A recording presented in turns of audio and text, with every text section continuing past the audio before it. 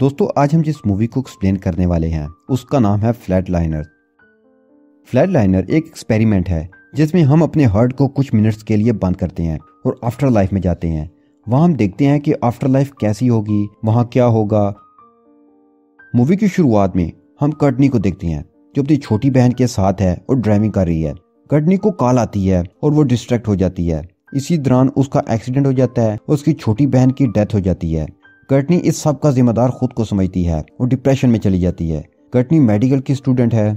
ICU में जब वो एक पेशेंट के पास से गुजर रही होती है तो वो ऑब्जर्व करती है कि उसका हार्ट 2 मिनट्स के लिए बंद हो गया था और फिर ट्रीटमेंट के जरिए वो दोबारा जिंदा हो गई थी, यानी 2 मिनट्स के लिए वो आफ्टर लाइफ में थी। वो पेशेंट से आफ्टर लाइफ के बारे में क्वेश्चंस करती है लेकिन कोई आंसर नहीं मिलता। वो अपने फ्रेंड्स सैम और सोफिया को हॉस्पिटल के एक रूम में ले जाती है और कहती है कि मैं जो एक्सपेरिमेंट करके आफ्टर लाइफ में जा रही हूँ, अगर मेरी डेथ हो गई तो तुम लोग जिम्मेदार नहीं होगे।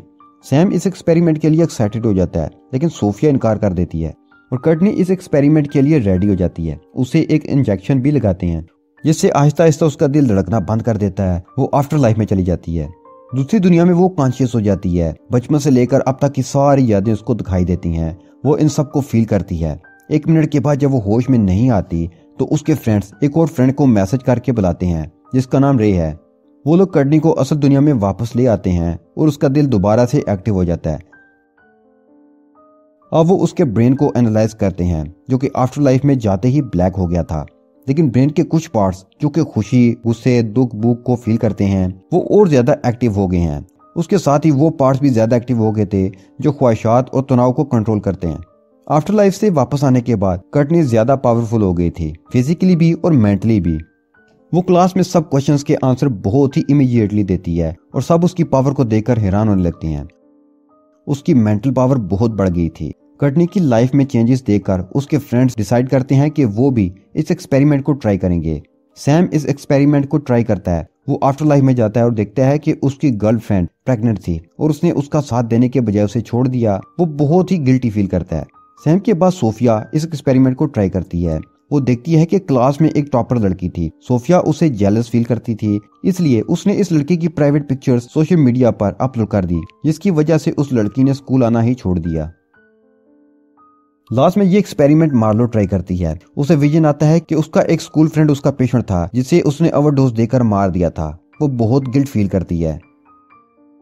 इन सब में सिर्फ रे होता है जो इस एक्सपेरिमेंट को ट्राई नहीं करता। फिर वहां सिक्योरिटी आ जाती है और वो लोग गाड़ी में बैठकर भाग जाते हैं। वो एक डांस पार्टी में जाते हैं। कर्टनी को वहां उसकी बहन नजर आती है। सैम जब अपने बोर्ड हाउस में जाता है तो उसे वहां एक बच्चे के रोने की आवाज आती है।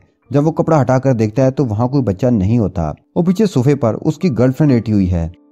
कर्टनी सैम को कॉल करती है और बताती है कि उसने अपनी बहन को देखा है। वो सैम को बुला लेती है। जब वो घर जाती है तो उसे डाइनिंग टेबल पर अपनी बहन नजर आती है। कर्टनी बहुत डर जाती है और वहां से भागने की कोशिश भी करती है, लेकिन वो साया उसे नीचे गिरा देता है और उसकी डेथ हो जाती है।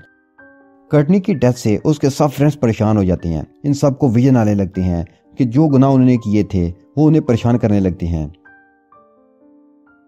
सैम अपने बोट हाउस में होता है। वहां उसकी गर्लफ्रेंड का साया फिर से आता है और वो उसे पानी में धकेल देता है। किसी तरह से वो वहां से बचकर निकल जाता है। मार्लो जब हॉस्पिटल के एक रूम में होती है तो उसे वहां अपने उसी दोस्त का विजन आता है जिसे उसने दवा की ओवरडोज देकर मारा था। वो वहां उस पर अटैक करता है। मार्लो डर के मारे वहां से भाग जाती है। सोफिया एक लिफ्ट में होती है और लिफ्ट का डोर एक बहुत ही भयानक रूम में ओपन होता है। उसे वहां वही लड़की नजर आती है जिसकी उसने प्राइवेट पिक्चर्स अपलोड की थी। कर्टनी के सब फ्रेंड्स को विजन नजर आते हैं सिवाय रे के, क्योंकि उसने ये एक्सपेरिमेंट ट्राई नहीं किया था। वो सब एक बार फिर इकट्ठे होते हैं और अपने विजन्स के बारे में डिस्कस करते हैं। उन्हें कंफर्म हो जाता है कि ये विजन कोई भूत वगैरह नहीं बल्कि उस एक्सपेरिमेंट की वजह से हैं।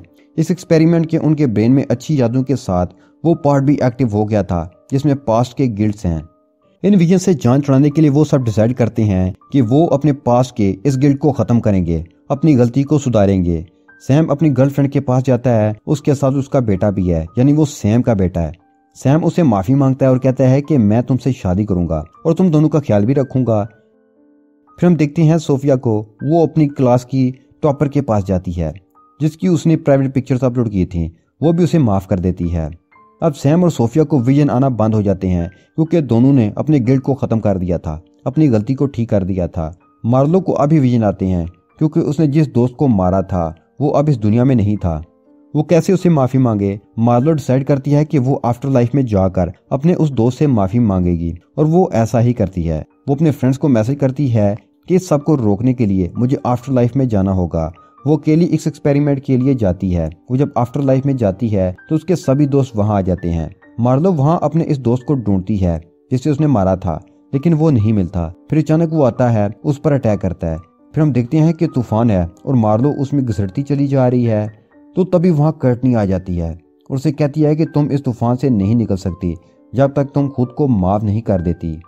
मार्लो के दोस्त उसे असल दुनिया में वापस लाने की कोशिश करते हैं, लेकिन वो उसे वापस नहीं ला पा रहे थे। 5 मिनट गुजर चुके थे और वो सब हिम्मत हार गए थे। फिर रे उसके हार्ट पर इंजेक्शन लगाता है और अचानक से वो असल दुनिया में वापस आ जाती है और वो ठीक हो जाती है। वो काले ढीन के पास जाती है और सब बता देती है।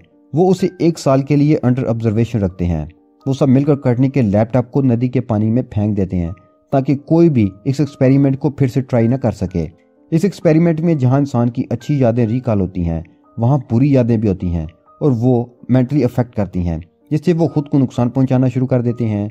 इस फिल्म से हमें लेसन मिलता है कि हमें किसी के साथ बुरा नहीं करना चाहिए और ना कोई बुरा ख्याल दिल में लाना चाहिए, और जिनके साथ बुरा किया उनसे माफ़ी मांगनी चाहिए, क्योंकि हम जो भी करते हैं हमें उसका हिसाब तो देना ही है।